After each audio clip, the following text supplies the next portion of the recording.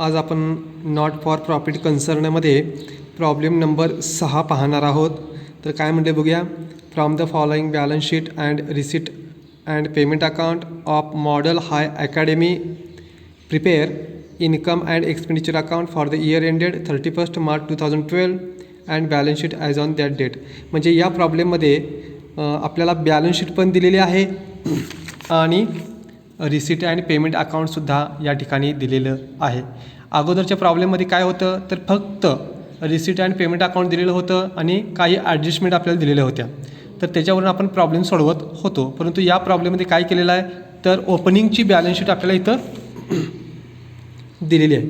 Balance sheet काय म्हणते बघा. ॲज ऑन 1 एप्रिल 2011 म्हणजे ओपनिंगची बॅलन्स शीट आणि क्लोजिंगच्या तारखेचं रिसिट अँड पेमेंट अकाउंट दिलेलं आहे आणि नंतर ॲडजस्टमेंट दिलेलं आहे. तर या ठिकाणी आपल्याला नेहमीप्रमाणे इन्कम अँड एक्सपेंडिचर अकाउंट आपल्याला सोडवायला सांगितलेलं आहे आणि त्यानंतर बॅलन्स शीट आपल्याला सोडवायचे.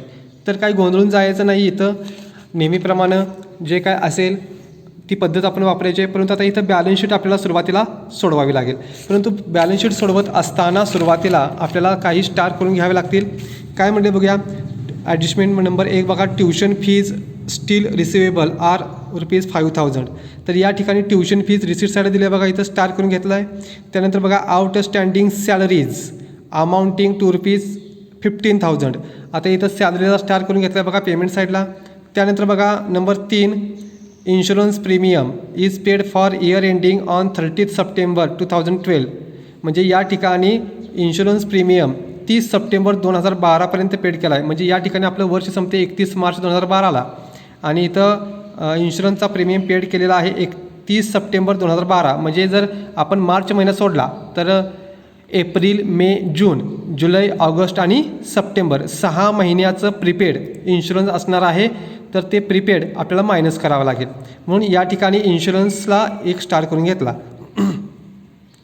Number 4 rent paid in advance ₹2,000. इथं रेंटला पण स्टार करून घेतलेला आहे. रेंट ॲडव्हान्समध्ये पेड केलं आहे म्हणजे ते प्रीपेड आहे. Number 5 depreciate furniture and library 10% and laboratory 20%. इथे काय म्हणते बघा. Depreciation to be charged on the closing balances of the assets. म्हणजे ॲसेटच्या क्लोजिंग बॅलन्सवरती आपल्याला डिप्रेसिएशन काढायला सांगितलं आहे.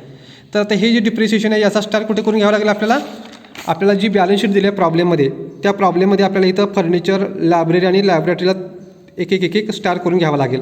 आता फर्निचरला 3 स्टार करून घेतलेत. आता हे 3 स्टार कुठले आहेत तर या पहिला स्टार हा डिप्रिशिएशनचा आहे.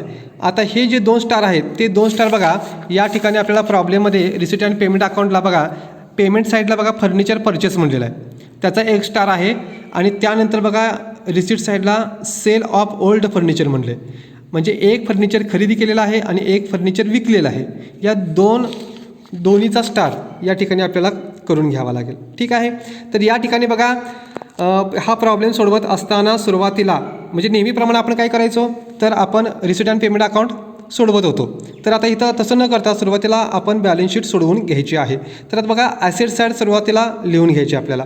तर बघा फर्निचर लायब्ररी आणि लॅबोरेटरी ही तिन्ही ॲसेट आपल्याला आपण जी आखून घेतलेली आहे बॅलन्स शीट त्या बॅलन्स शीटच्या ॲसेटला जायचं आणि तिन्ही ॲसेट इनर कॉलममध्ये घ्यायच्या. बघा या ठिकाणी बॅलन्स शीट म्हटलं 31 मार्च 2012 फर्निचर इनर कॉलममध्ये 8,400 घेतलेत. आता त्याला 3 स्टार म्हटल्यानंतर 4 ते 5 वेळ इथं सोडायच्या. लॅबोरेटरी इनरला 10,000 घेतले त्याला 1 वेळ सोडले. लायब्ररी इनर कॉलममध्ये 12,500 घेतले त्याला 1 वेळ सोडलेली आहे. त्यानंतर बघा पुढं काय म्हटलं आहे बॅलन्स शीटमध्ये आउटस्टँडिंग ट्युशन फी म्हटले ₹2,000. आता आउटस्टँडिंग ट्युशन फी आता ही जी ॲडजस्टमेंट आहे ही ॲडजस्टमेंट आपण एकदमच करून टाकूया म्हणजे आपल्याला ती समजेल. आता बघा ट्युशन फी कुठे आहे बघा रिसिट साईडला ट्युशन फी इथे दिली आहे बघा ₹40,000.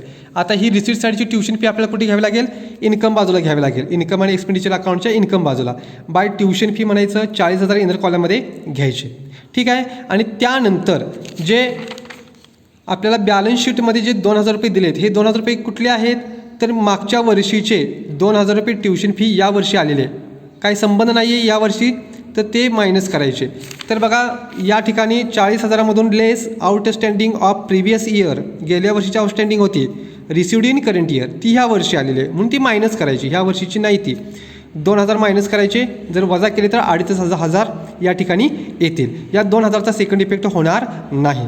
त्यानंतर ॲडजस्टमेंटमध्ये बघा tuition fee still receivable are ₹5,000 दिलेले आहे. म्हणजे हे जे 5,000 रुपये आहेत ते करंट इयरचे आहेत. तर या ठिकाणी बघा ॲड करायचे ते करंट इयरचे असल्यामुळं आउटस्टँडिंग ऑफ करंट इयर 11-12 5,000 रुपये इथे घ्यायचे. आउटरला 5,000 ॲड करून 43,000 रुपये येतील.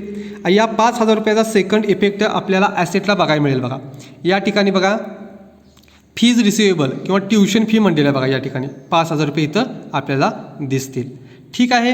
तर या ठिकाणी बघा ट्युशन फीची पूर्ण ॲडजस्टमेंट आपण करून घेतलेली आहे. त्यानंतर बघा बॅलन्स शीटच्या ॲसेट साईडला cash at bank cash in hand दिलेलं आहे, त्याचं पोस्टिंग करायचं नाही. ॲसेट बाजू सगळी संपलेली आहे. लायबिलिटी साईडला बघा कॅपिटल फंड दिला आहे 51,900 आणि एंट्रन्स फीज 3,000 रुपये. तर हे दोन्ही पण आपल्या लायबिलिटी साईडला वहीमध्ये जे अकाउंट घेतलेलं आहे तिथं लिहायचं आहे. तर बघा या ठिकाणी लायबिलिटी साईडला बघा कॅपिटल फंड 51,900 घेतलेला आहे आणि एंट्रन्स फीज 3,000 रुपये इथे घेतलेले आहे तशी. चला बॅलन्स शीट संपलेली आहे. पेमेंट साईड आपण डायरेक्ट एक्सपेंडिचर साईडला लिहून घ्यायची आहे. आता बघा फर्निचर म्हणलेलं आहे. Furniture purchased 5,200. तर फर्निचरकडे जायचं आहे आपण ॲसेट साईडला. त्यामध्ये add purchased in the current year 5,200 add करायचे. टोटल 13,600 येतील. ठीक आहे. त्याचा इफेक्ट एकच होणार आहे, दुसरं कुठं लिहायचं नाही आहे. सॅलरीज रेंट हे दोन्ही खर्च आहेत इनर कॉलममध्ये घ्यावे लागतील आपल्याला एक्सपेंडिचर साईडला. बघा या ठिकाणी टू सॅलरीज इनर कॉलममध्ये 30,000 एक ओळ सोडले. टू रेंट म्हणलेला आहे 14,000 रुपये एक ओळ सोडलेले. त्यानंतर बघा सन्ड्री एक्सपेन्सेस स्टेशनरी आणि ॲन्युअल गॅदरिंग एक्सपेन्सेस हे तिन्ही एक्सपेंडिचर साईडला आउटर कॉलममध्ये घेतील. बघा या ठिकाणी सन्ड्री एक्सपेन्सेस स्टेशनरी आणि ॲन्युअल गॅदरिंग एक्सपेन्सेस 2,700 4,900 2,400. ठीक आहे. त्यानंतर बघा इन्शुरन्सला स्टार केला आहे. बघा 2,000 रुपयेचं इन्शुरन्स आहे. टू इन्शुरन्स म्हणले 2,000 इनर कॉलममध्ये घेतलेले आहेत, त्याला एक ओळ सोडलेली आहे. त्यानंतर पुढे काय म्हटले बघा रिपेअर्स ऑफ बिल्डिंग 3,250 म्हणलेलं आहे. तर इथंच येणार आहे टू बिल्डिंग रिपेअर्स म्हणले 3,250 आउटर कॉलममध्ये. ठीक आहे. त्यानंतर बघा या ठिकाणी क्लोजिंग बॅलन्स दिला आहे. आता हा क्लोजिंग बॅलन्स कुठे घ्यायचा? कॅश इन हँड 4,450 आणि कॅश ॲट बँक 12,700 ॲसेटला आपल्याला घ्यावे लागतील. कॅश 4,450 आणि बँक 12,700 रुपये. ठीक आहे. या ठिकाणी बघा पेमेंट साईड सर्व संपलेली आहे. रिसीट बाजूला प्रथम आपल्याला कॅश इन हँड आणि कॅश ॲट बँक दिलेलं आहे ते घ्यायचं नाही. ट्युशन फीबद्दल आपण पूर्ण ॲडजस्टमेंट केलेली आहे, पोस्टिंग केलेलं आहे. टर्म फीज आता टर्म फीज बघा या ठिकाणी घेतलेली आहे. बघा इन्कम साईडला टर्म फीज 12,000 रुपये. त्यानंतर बघा गव्हर्नमेंट ग्रँट्स या ठिकाणी इन्कम साईडलाच बघा गव्हर्नमेंट ग्रँट्स 8,000 रुपये घेतलेले आहेत. त्यानंतर बघा डोनेशन ऑफ लायब्ररी. आता डोनेशन फक्त असं म्हटलं असतं, फक्त डोनेशन म्हटलं असतं तर आपण कुठे घेतलं असतं? इन्कम बाजूला घेतलं असतं. परंतु या ठिकाणी डोनेशन ऑफ लायब्ररी म्हटले म्हणजे लायब्ररीसाठी डोनेशन आलेले, तर त्या ठिकाणी आपण लायब्ररी साईडला ते लिहायचं आहे. तर या ठिकाणी बघा लायब्ररी फंड म्हटलं आहे 15,000 रुपये. पुढं मिसलेनियस रिसीट, तर या ठिकाणी इन्कम साईडला लिहायचं आहे मिसलेनियस रिसीट 1,100. त्यानंतर बघा सेल ऑफ ओल्ड फर्निचर ॲसेटला जायचं आहे आपल्याला. तिथं म्हणायचं आहे सोल्ड किती? 2,500 रुपये. आपण फर्निचर विकलेलं आहे 2,500, ते मायनस करायचं. मग 13,600मधून 2,500 जर वजा केले तर 11,100 शिल्लक राहील. मग या 11,100वरती आपल्याला डिप्रिशिएशन काढावं लागेल नंतर. ठीक आहे. त्यानंतर बघा इंटरेस्ट ऑन इन्व्हेस्टमेंट आपल्याला इन्कम बाजूला घ्यावं लागेल. To by interest on investment 1,000 रुपये. चला या ठिकाणी बघा ॲडजस्टमेंट शिल्लक राहिलेत आपल्या. पहिली ॲडजस्टमेंट झालेली आहे आउटस्टँडिंग सॅलरी. तर या ठिकाणी बघा सॅलरीमध्ये ॲड करायचे 15,000, आउटरला 45,000 येतील. आणि सेकंड इफेक्ट लायबिलिटी साईडला आउटस्टँडिंग सॅलरीज 15,000 रुपये. ठीक आहे. नंबर 2 संपलेले ॲडजस्टमेंट. इन्शुरन्स प्रीमियम सांगितलं आहे 6 महिने जास्त पेड केला आपण पुढं, तर त्या ठिकाणी प्रीपेड 1,000 रुपये सांगितलेत. आता 1,000 कशी काढली आपण? तर या ठिकाणी बघा इन्शुरन्स तुम्हाला 2,000 दिला आहे, तर तो 2,000 वर्षाला आपण धरायचा. मग वर्षाला 2,000 तर 6 महिन्याला किती? 1,000. म्हणजे आपल्याला या ठिकाणी 6 महिन्याचं वजा करावं लागेल. प्रीपेड आहे तर या ठिकाणी बघा मायनस प्रीपेड इन्शुरन्स 1,000, आउटरला मायनस करून 1,000. याचा सेकंड इफेक्ट ॲसेट साईडला प्रीपेड इन्शुरन्स 1,000 रुपये.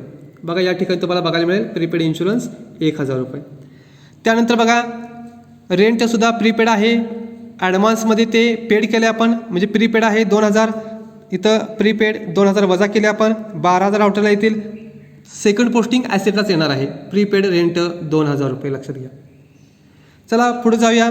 या ठिकाणी बघा डिप्रिसिएशन सांगितले फर्निचर, लायब्ररी आणि लॅबोरेटरीवरती. तर हे जे आहे ते पहिल्यांदा काय करायचं आपण? ॲसेटला वजा करून घ्यावं लागेल. चला डिप्रिशिएशन काढूया. या ठिकाणी फर्निचरवरती 10% 1110 येईल, ते मायनस करून आउटरला 9990. लॅबोरेटरीवरती लेस डिप्रिशिएशन 20% सांगितले, 2000 वजा करावे लागतील 10,000च्या.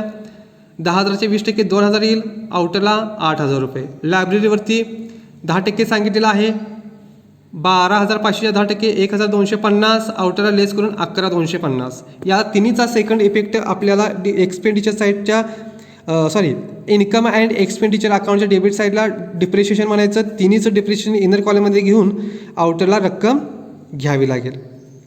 त्यानंतर बघा, प्रॉब्लेम जर क्लोज केला आपण तर या प्रॉब्लेममध्ये सरप्लस येणार नाही आहे, तर डेबिट बाजू जास्त येणार आहे.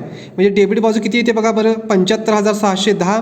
75,610 या 75,610मधून जर क्रेडिट बाजू आपण वजा केली, इन्कम बाजू वजा केली तर 10,510 येईल. त्याला डेफिसिट म्हणायचं. त्याला नाव काय द्यायचं आहे, bye access of expenditure over income. म्हणजे या ठिकाणी खर्च जादा झालेला आहे इन्कमपेक्षा, म्हणून इथं डेफिसिट आलेला आहे. आता डेफिसिट हे मायनस करावं लागेल कॅपिटल फंडमधून मायनस. लायबिलिटी साईडला बघा, लेस डेफिसिट म्हणायचं 10,510, लेस केले आउटरला 41,390. जर बॅलन्स शीट टोटल केली तर 74,390 येईल, 74,390. जर इथं जर रक्कम बरोबर समान आली तर इथं प्रॉब्लेम बरोबर आहे असं समजायचं.